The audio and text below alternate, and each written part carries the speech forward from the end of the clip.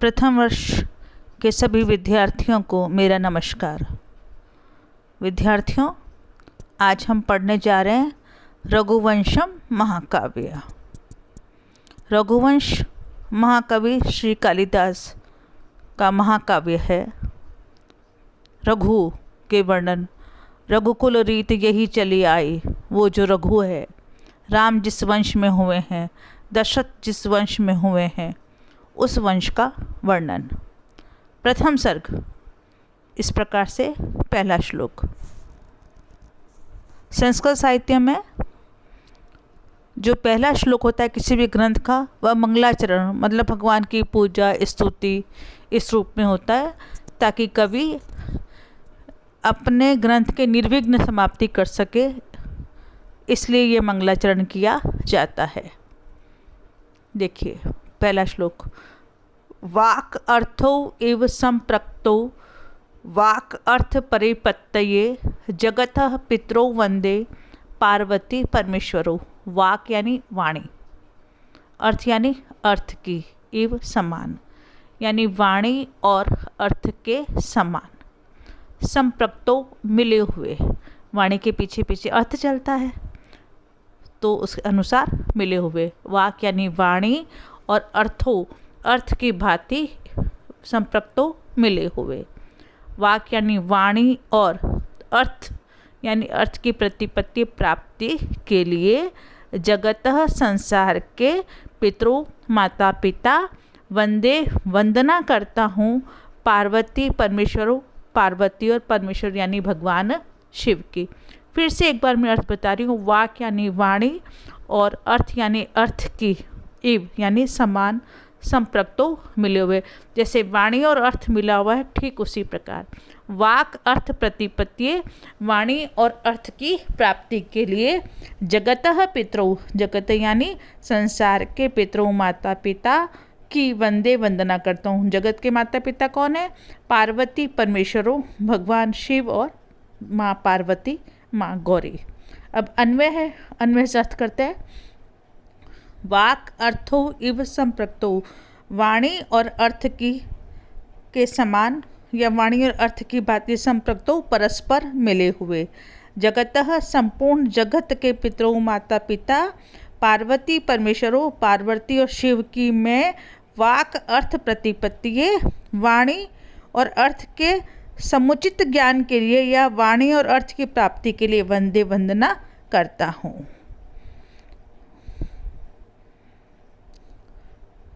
प्रसंग करते हैं, देखते हैं इस वाले श्लोक का। महाकवि कालिदास रघुवंश का वर्णन करने जा रहे हैं। सूर्यवंश, सूर्य से जो वंश उत्पन्न हुआ है, और महाकवि खुद अपने को कह रहे हैं कि मैं तो मूर्ख हूँ, नादान हूँ, मैं अल्पज्ञानी हूँ, तो मैं जो अल्पज्ञानी हूँ, मैं इतने बड़े वंश का वर्णन कैसे करूँगा। तो कहीं कहीं ऐसा लग रहा है मुझे कि मेरे पास बहुत छोटी सी नाव है और मैं बहुत बड़ी चंचल विशालकाय लहरों वाले समुद्र को पार करने की इच्छा कर रहा हूँ।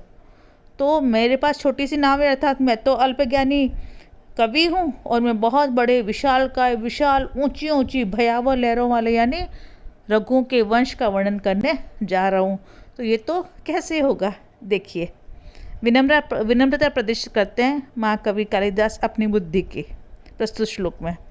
क्व सूर्य प्रभवो वंशः क्व च अल्पविषया मति तितिषु दुस्तरम मोहात उड्डपेन अस्मि सागरम। क्व कहाँ, तो सूर्य प्रभव, सूर्य से उत्पन्न होने वाला वंश यानी कि रघुवंश। क्व और कहाँ, च और अल्प विषया, अल्प ज्ञान वाली मति मेरी बुद्धि, कि मैं तो अल्प ज्ञानी हूँ, अब मैं सूर्य से उत्पन्न होने वाले वंश का कैसे वर्णन करूँगा। तितिषु तैर करके पार करने योग्य, कौन है? दुस्तरम कठिनता से, बहुत कठिनता से जिसे तैर करके पार किया जा सकता है, ऐसे मोहात मूर्खता के कारण उड्डुपेन अस्मि, छोटी सी नाव से सागरम, सागर को। अन्वय करते हैं। सूर्य प्रभव वंश क्व, सूर्य से उत्पन्न होने वाला रघुवंश कहाँ? अल्प विषया मति चुका, और मैं अल्पज्ञानी, मेरी बुद्धि, ऐसा मैं इंसान कहाँ? तो मानो मैं मोहात अज्ञान के कारण, मूर्खता के कारण, दुस्तरम कठिनता पूर्वक पार करने योग्य, क्योंकि ऊंची ऊंची भयावह विशालकाय लहरों वाला सागर है, ऐसे सागर को मैं उड्डपिन छोटी सी नाव के द्वारा तितीर्षु पार करने का इच्छुक अस्मि बन रहा हूँ या बन गया हूँ। अब इस प्रसंग में देखिए कि कवि अपने आप को अल्पज्ञ मान रहे हैं, अल्पबुद्धि वाले मान रहे हैं महाकवि कालिदास, और वो कह रहे हैं कि मैं तो अल्पमति वाला हूँ और मैं अपने आप को ऐसे मानूं जैसे कि मैं उच्च पद वाला कवि हूँ। तो अपनी हंसी का अपना उपहास बनाते हुए कहते हैं, मंदः कवि यश प्रार्थी गमिष्यामि उपहास्यताम प्रांशु लभ्ये फले लोभात बाहु इव वामन। मंद मूर्ख होता हुआ मैं कवि यश प्रार्थी, यश की इच्छा करने वाला हूँ। मैं मूर्ख हूँ, लेकिन मुझे ऐसा लग रहा है कि जिन महान कवियों ने, महाकवि वाल्मीकि, महाकवि वेद व्यास, इन्होंने जो रामायण महाभारत की रचना की और जो यश की प्राप्ति उन्हें हुई है, तो मुझे भी ऐसा लग रहा है कि मैं मंद हूँ, मंद कवि हूँ, अल्पज्ञानी हूँ मैं, और लेकिन मैं इतने बड़े यश को चाहता हूँ। गमिष्यामि, उनको चाहता हुआ मैं उपास्यता, हंसी का पात्र बन रहा हूँ। कैसे हंसी का पात्र बन रहा हूँ? प्रांशु लभ्ये, प्रांशु यानी लंबे पुरुष के द्वारा प्राप्त करने योग्य फल में, लोभात, लोभ के कारण।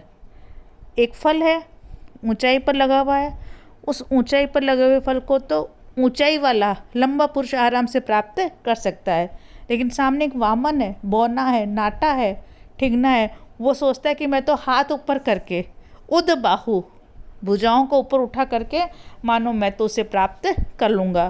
तो यहाँ पे वामन, छोटा, ठिगना, बौना जो व्यक्ति है, वो जो हाथ ऊपर के, तो वो तो मानो महाकवि कालिदास है। और प्रांशु लभ्ये, और लंबा पुरुष जो है वो मानो प्राचीन कवि है। और फल यानी रघुवंश का वर्णन करना। तो अन्वय देखते हैं, मंदः मूर्ख होता हुआ मैं कवि यश प्रार्थी, महान कवियों की यश की प्राप्ति की इच्छा करने वाला अहम, मैं कैसा बन गया हूँ?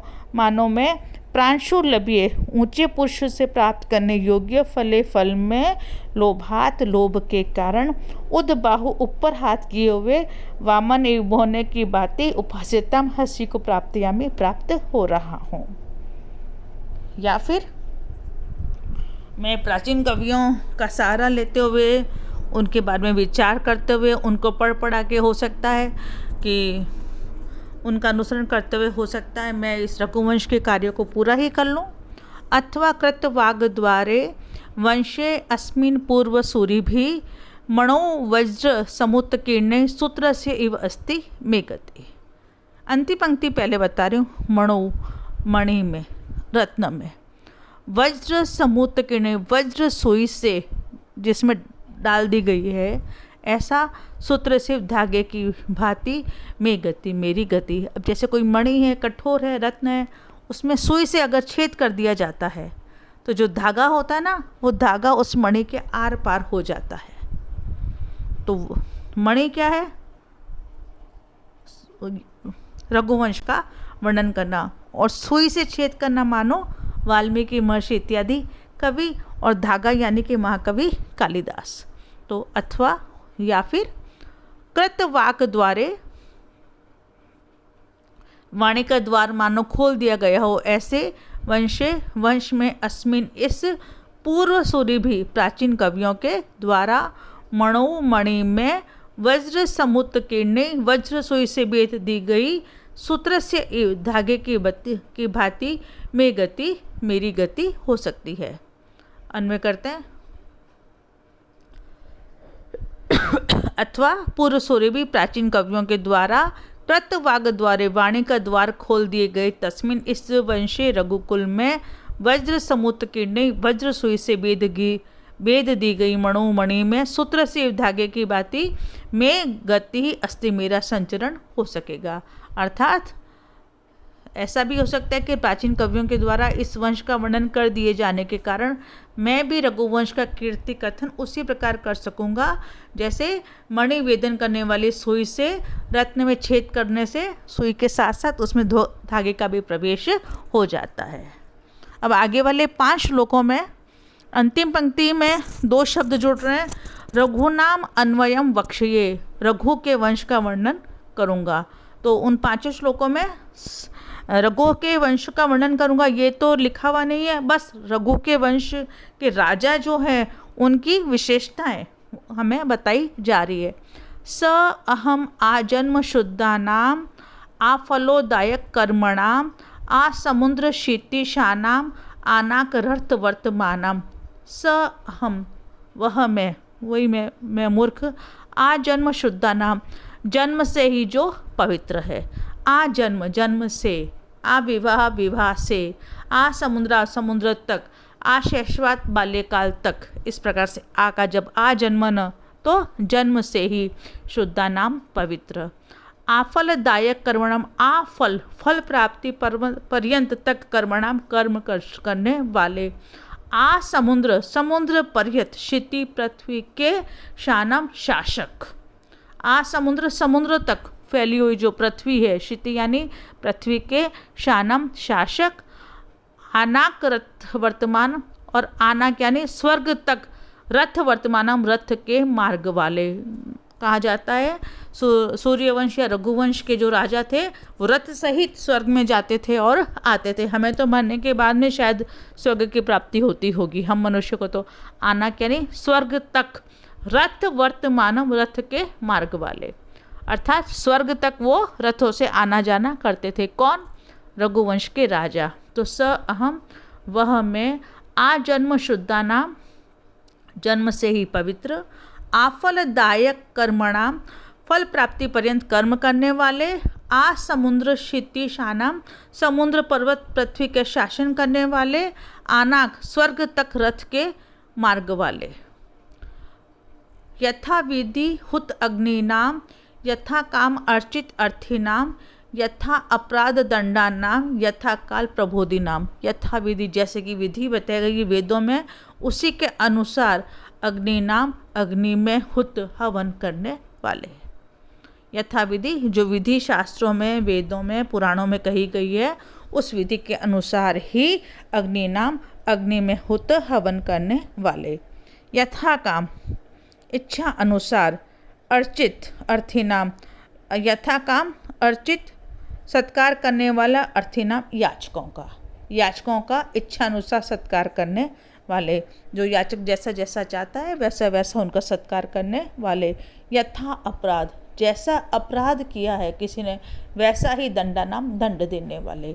यथा अपराध जैसा अपराध किया उसी के अनुसार दंडा नाम दंड देने वाले। यथा काल प्रबोधि नाम और उचित समय पर प्रबोधि नाम जागने वाले, जागरूक रहने वाले, सावधान रहने वाले। यथा काल और उचित समय पर प्रबोधि नाम जागने वाले, जागरूक रहने वाले, सावधान रहने वाले। त्यागाय संभृत अर्थानाम सत्याय मित भाषिणाम यशसे विजिगिषुणाम प्रजाय गृहमेदि नाम। जिन्होंने त्यागाय दान देने के लिए, त्याग देने के लिए समृता इकट्ठा किया था अर्थानाम धनों को। जिन राजाओं ने धन मान लो सिर्फ इसलिए इकट्ठा किया था कि त्यागाय उससे दान दिया जा सकेगा, तो त्यागाय दान आदि देने के लिए समृत अर्थनाम धन को एकत्रित करने वाले। सत्याय सत्य की रक्षा के लिए, मिथ्य भाषिणम कम बोलने वाले। सत्याय सत्य की रक्षा के लिए, मिथ्य भाषिणम कम बोलने के लिए। जितना ज़्यादा बोलेंगे झूठ उसमें आता ही जाएगा, तो मिथ्यभाषी जो होगा वह सत्य ही बोलेगा, या जो सत्य बोलेगा वो मिथ्यभाषी ही होगा। यशस्वी विजिगिषुणाम और कीर्ति के लिए विजिगिषुणाम राजाओं पर विजय की इच्छा रखने वाले, शत्रुओं पर विजय की इच्छा करने वाले। यशस्वी यश प्राप्ति के, यश के लोभी, कीर्ति के लोभी, तो विजिगिषुणाम विजय की इच्छा करने वाले। और प्रजा ये संतान प्राप्ति के लिए मानो जिन्होंने गृहमेदि नाम ग्रस्त आश्रम को स्वीकारा है ऐसे। फिर से रघुवंश के राजाओं की विशेषता, त्यागाय संभृत अर्थानाम दान आदि देने के लिए, समृत अर्थानाम अर्थों को, धनों को, अर्थ यानी धनों को, धन को एकत्रित करने वाले। सत्याय मित भाषिणम सत्य पालन के लिए कम बोलने वाले। यशस्वी विजिगिषुणाम और विजय की इच्छा करने वाले, किसके लिए? यशस्वी कीर्ति के लिए विजय की इच्छा रखने वाले। और प्रजा यही संतान प्राप्ति के लिए गृहमेदि नाम ग्रस्त आश्रम में प्रवेश करने वाले। शैशवे अभ्यस्त विद्यानाम यौवने विषयिणाम वार्धके मुनिवृत्ति नाम योगेन अंत तनुत्तज्याम। शैशवे बाल्यकाल में अभ्यस्त विद्या नाम, जिन्होंने समस्त विद्याओं का अभ्यास किया है। बाल्यकाल में जिन्होंने समस्त विद्याओं का अध्ययन कर लिया है, तो बाल्यकाल में ही समस्त विद्याओं का अध्ययन करने वाले, यौवने युवावस्था में विषय विषय नाम सभी सांसारिक विषयों का भोग करने वाले। शैशव में क्या किया? पढ़ाई। युवा हुए, जितने भी सांसारिक भोग है सबका भोग किया। वार्धके मुनिवृत्ता नाम, वृद्धावस्था में मुनिवृत्ति नाम वानप्रस्थियों का 4 आश्रम, ब्रह्मचर्य, गृहस्थ, वानप्रस्थ और सन्यास। तो वानप्रस्थ जब होते थे 50 वर्ष की आयु में, तब जो राजा लोग होते थे वह मुनि का आचरण किया करते थे। जैसे मुनि होते हैं तपोवन में, वैसे रहते थे। तो वार्धके वृद्धावस्था में मुनिवर्ती नाम वानप्रस्थियों का आचरण करने वाले, और योगेन चित्तवृत्ति के निरोध से तनु अपने शरीर को त्यजाम, अंत के समय। स अहम, वह मैं कालिदास, शैशवे बाल्यकाल में अभ्यस्त विद्या नाम विद्या का अभ्यास करने वाले, यौवने युवा अवस्था में विषय नाम विषय भोगों की इच्छा रखने वाले, वार्धके वृद्धा अवस्था में मुनिवृत्ता वानप्रस्थियों का आचरण करने वाले, और अंत शरीरांत के समय योगे ने चित्तवृत्ति के निरोध से, योग से तनुत्यजाम, शरीर त्यागने वाले। रघुनाम अन्वयम वक्ष्ये तनुवाक विभवो अपि सन तद्गुणे कर्णम आगत्य चापलाय प्रचोदितः। स वह मैं तनुवाक विभव, अत्यल्प वाणी की समर्थता से, या वाणी रूपी संपत्ति बहुत कम होने पर भी, तद्गुणे उन राजाओं के विविध गुणों के द्वारा, कर्णम मेरे कानों में, आगत्य आई हुई, चापलाई चंचलता के लिए प्रेरित किया जाता हुआ मैं रघुनाम अन्वयम वक्ष्ये, रघु आदि राजाओं के वंश का वर्णन करूँगा। स अहम, वह मैं, तनु वाक विभव, वाणी रूपी संपत्ति के बहुत कम होने पर भी, तद्गुण ही उन राजाओं के विविध गुणों के द्वारा, कर्णम मेरे कानों में, आगत्य चापलाय चंचलता के लिए प्रेरित किया जाकर रघु आदि राजाओं के वंश का वर्णन करूँगा। पहले वाले 4 श्लोकों में हमने लगातार रघुवंश के राजाओं की विशेषताएं सुनी, तो उन विशेषताओं से युक्त इस वाले श्लोक में महाकवि कालिदास कहते हैं कि मैं उन रघु के वंश के राजाओं का वर्णन करूँगा। तो हे कवि कह रहे हैं कि हे विद्वान, मेरी प्रार्थना सुनिए, इस काव्य को सुने।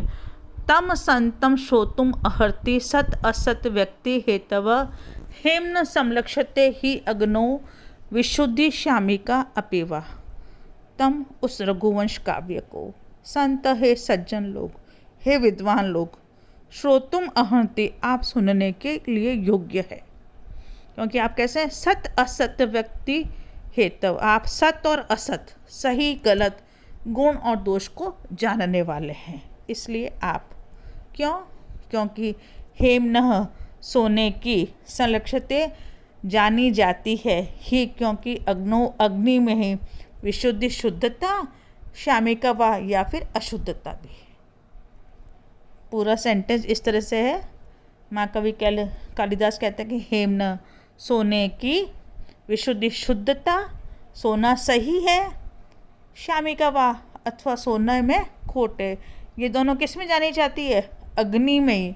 अग्नि में जब सोने को तपाया जाता है, गलाया जाता है, तभी उस सोने की शुद्धता या अशुद्धता, सोना कितना है, प्योर है, या उसमें कितनी खोटे जाना जाता है। उसी प्रकार मैं ये जो रघुवंश नामक जो काव्य है, उसको आप विद्वानों को सुनाने जा रहा हूँ, क्योंकि आप विद्वान कैसे हैं? सत असत व्यक्ति हेतु, आप सही और गलत, गुण और दोष के विवेक के आप परीक्षक हैं। आप सत को भी समझते हैं, आप असत को भी समझते हैं, इसलिए मैं ये जो काव्य है आपके सामने कर रहा हूँ। तो काव्य मानो सोना, सत असत परीक्षा, और मतलब शुद्धता और अशुद्धता, इस प्रकार से कवि यहाँ पे कह रहे हैं। देखिए, तम उस रघुवंश काव्य को सत असत व्यक्ति है, तब गुण और दोष के विवेक के परीक्षक संत विद्वान जन आप श्रोतुम अहर्ति सुनने के योग्य है। क्यों? क्योंकि हेम्न सोने की विशुद्धि शुद्धता, शामिका वा या अशुद्धता तो अग्नि में ही संलक्षते जानी जाती है। इति ऐसा।